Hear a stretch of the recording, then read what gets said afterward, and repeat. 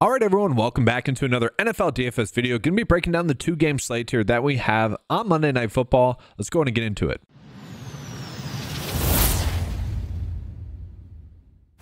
So I do think it's good to start off with looking at the games, kind of the game preview. So obviously the game that we want to be targeting the most is going to be Tampa Bay versus the Baltimore Ravens. Ravens are going to be 3.5-point favorites in that game. Game total is going to be 50. So a very high scoring game there. And both defenses are pretty bad at stopping the pass. So it should be pretty easy to game stack there. Really the toughest part I would say about this slate is going to be running backs. A lot of people are going to be chasing Derrick Henry, I get that. J.K. Dobbins is probably going to be safe. James Conner's okay. We'll talk about that. But I do think it's really shocking the amount of points that is projected in the Cardinals-Chargers game as well. 44 is a lot. And I think that might just be due to Justin Herbert looking great. Now, Justin Herbert is likely going to be without Hayden Hurst, and he's likely to be without Quentin Johnston as well, which should create a lot of value, and I want to start there. Now, again, Quentin Johnston expected to sit. Simi Fehoko is someone that ended up coming in and playing 50% of the snaps with Johnston out. He ended up making one of the best catches of the year as well. One of his two catches was a very long, deep ball. But he was able to get 4 targets. He was kind of used in the same way that Johnston has been used. So Fehoko becomes one of the better values on the slate, especially if you're really just trying to jam in the studs. Now, I will say Ladd McConkey is also extremely cheap as well. He's going to be someone that's going to get targeted heavily. He's very likely to get over 4.5 receptions. There's like a 58% likelihood for him to get over 5.5 receptions. So if you give him 5 receptions, that's already a lot. Like, he should at least get 10 fantasy points in this game, like he's been able to average, but also has the upside to really go out and have a good game. The one player that hasn't really been able to do much thus far this season, Josh Palmer. I guess I wouldn't be surprised to see him have a big game, but at the same time, don't want to bank on that. And then Will Dissly, guys. So with Hayden Hurst expected to sit in this game, we actually saw Will Dissly come in and have one of his best games of the year last week. 5 targets, 4 receptions, able to get about 6.6 fantasy points in that game. And this might be a spot that not a lot of people choose to go to. And so just sorting it by projected value, the data is saying that Ladd McConkey is the best projected value receiver on the slate. And then Will Dissly as well, going to be one of the better projected tight end plays on the slate as well. You got Trey McBride and Kate on ahead of him, but in terms of pricing, in terms of making your roster construction work, I kind of like that. And so kind of just given the matchups that we have here, I do think that getting to some of those players will be a good route to go. Now, I do think a lot of people are just going to naturally end up on J.K. Dobbins. I'm kind of okay with that. The workload has been extremely heavy for him. I do worry that the Chargers offense maybe could be playing with the lead. I know the Chargers the Cardinals offense the Cardinals might just win this game. They're so hit or miss in terms of their play on the field. The Cardinals are that maybe the Chargers are playing from behind, and then obviously and rush attempts that J.K. Dobbins has had might not be there. And so I still think he's going to be a great play. He's very cheap on this slate as well. We can easily get to him. So let's say with this game, just because we're here, the Cardinals then in general are going to be very difficult to get to because they are going against the Chargers, who are a team that do like to have long drives by rushing the football with J.K. Dobbins. That really caps the upside for a lot of the players. So I would be fine getting to James Conner. I will say the receivers all feel like they're kind of priced correctly. I don't think we're getting much value there. Trey McBride is someone that I don't mind. This could be a slate where we get a little bit unique and maybe play 2 tight ends. Like, I think going Will Dissly, Trey McBride would be unique. Trey McBride probably should be, like, if you looked at him as a receiver on the slate, probably should be 6K. But at the same time, like, we're already playing Ladd McConkey. We don't need to go there. So let's take off Simi Fehoko. I do think he's a good value if you guys need to get there. But let's go ahead and jump on into the Ravens versus the Bucs, because really, in simple, we're going to be playing Zay Flowers. Zay Flowers, again, on the slate, probably should be higher priced. Happy to get to him. Do expect him to get a lot of manufactured touches in this game. I do expect him to have a big game. Between Isaiah Likely and Mark Andrews, I'd much rather get to Likely. Mark Andrews, I do expect to kind of struggle in this game. He got a touchdown last week. Good for him, but don't need to bank on that. Bateman could have a big game. Again, like, this is a high scoring game. We got to begin to some players, but I don't see the point in fading Derrick Henry full out. We should just be rostering him. Could maybe the Bucs be playing with the lead in the sense that Justice Hill actually is in the GPP winning lineup? Yes, I could see that happening. And maybe Derrick Henry finally doesn't fall into the end zone and then he doesn't hit value. I could see that happening. That's been Derrick Henry, though, guys. You look at the games where he struggled, you take away a touchdown, that's not a good game. Against Cincy, you take out the touchdowns the first 2 weeks, and those really aren't good games. Like, I was almost on the edge of hitting the panic button up until Baltimore got it together with their offense. And actually, it coincided with them using Patrick Ricard as a lead blocker for Henry. And I do expect that to continue. Lamar Jackson is going to be the easy play. Obviously, if we can afford to pay up for him, we want to do that. But Baker Mayfield's not a terrible play as well.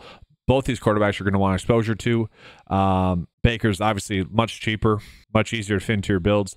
Rashad White, if he's active, makes the slate much more difficult. If he's inactive, you want to get a piece of Bucky Irvin. You want to get a piece of Sean Tucker. Sean Tucker, much more the big play, upside type player. I would have said that prior to last week. I did say that in the 9-5 write-up that week. I kind of expected it to be a 60-40 split, which is basically what it ended up being.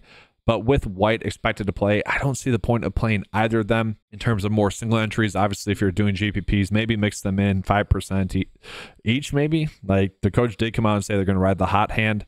Chris Godwin going to be an easy play here. Mike Evans, if we can fit him into our builds, we're going to want to do that as well. Feel pretty comfortable about getting to all those, but I do want to call it. Sterling Shepard has been playing about 60% of the snaps, and he could be a cheap 8 fantasy points as well at such a cheap price that we could easily fit him in. So we got Simon Fioco and also Sterling Shepard as two of the better values that we have on this slate. DST-wise, that is difficult. Like Cardinals or Chargers are fine, but we'll go Cardinals for this build. So obviously we'd have to switch some things up here.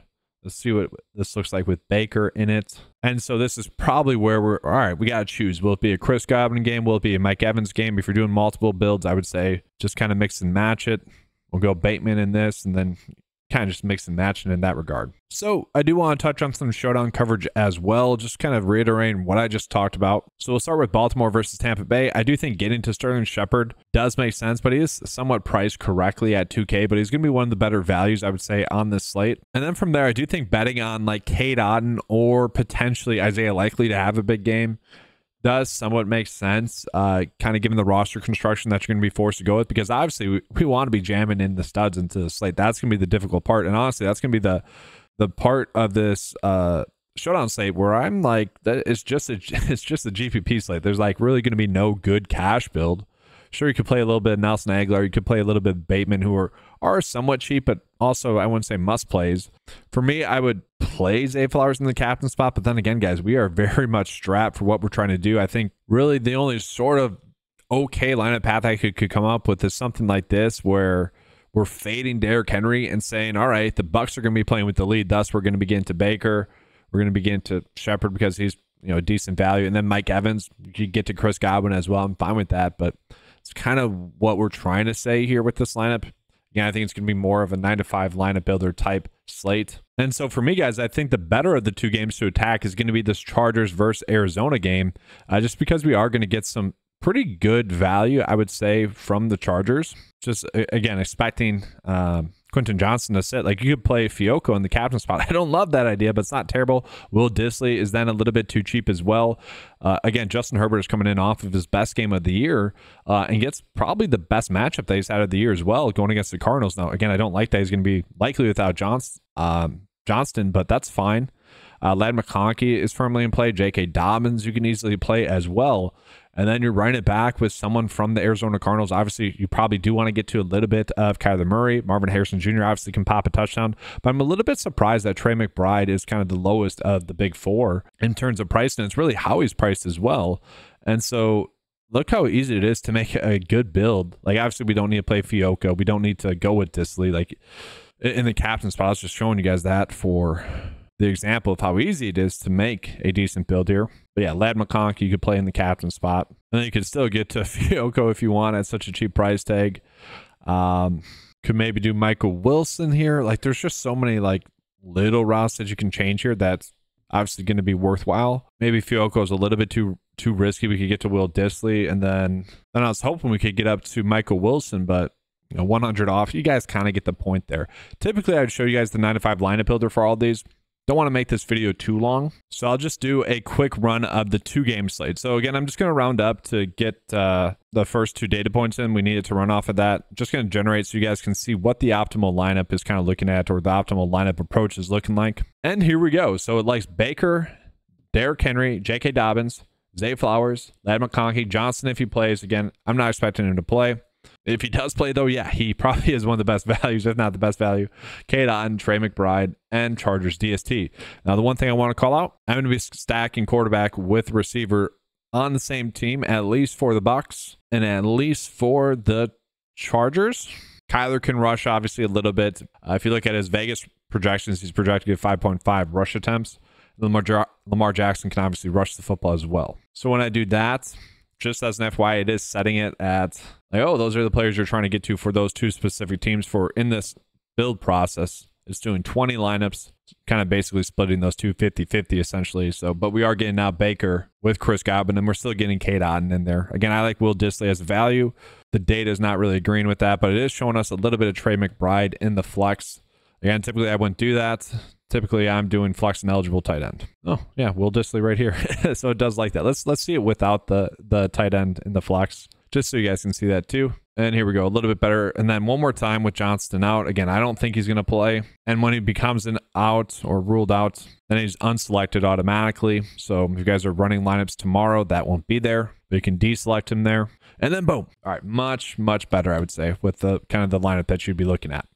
All right, guys, that's going to be all for this video. I want to remind you guys of the promo code that's going on the website right now. Use the promo code KEEPCASH. You can do 20% off your first 9 to 5 membership. If you guys do prop betting on Underdog or PrizePicks, make sure you use the promo code 925. For Underdog, it's going to be the letter spread out. For PrizePicks, it's the number 9 and then TO5. So yeah, if you guys bet on there and you guys have never used that before, make sure you do that. All right, guys, that's going to be all for today's video. Make sure to give a like and subscribe to the channel. Trying to build up the DFS channel more and more, so appreciate that, guys. That's going to be all for today's video. Thank you guys for watching. Good luck, and as always, let's keep cashing.